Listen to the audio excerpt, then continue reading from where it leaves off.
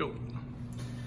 So as you can see, we went ahead, sanded all of it down, got everything bare metal, other than that front edge. That front edge had some existing bodywork we didn't want to get into, so we left it there. Sanded out all the scratches all the way down to bare metal. We cleaned it. We've actually sprayed it with a E-coat.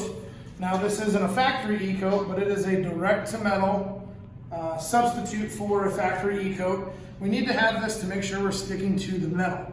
The next step we go to, which is going to be a primer filler, is not going to stick to bare metal. So we got to make sure we have some sort of surface treatment for the bare metal.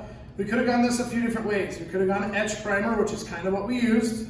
It is an E or an etch primer. We could have done a DTM primer, which is kind of an etch and a primer filler all in one. Or we could have done an epoxy primer. Epoxy primer is a direct metal product.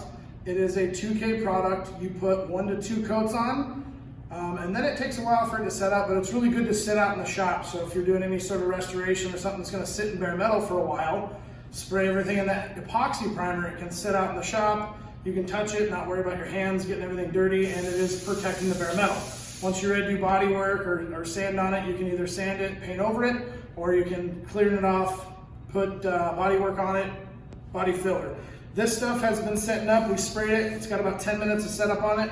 We're going to give it about another 5 minutes. We're going to lightly scuff this product, and then we're going to go directly to our primer filling.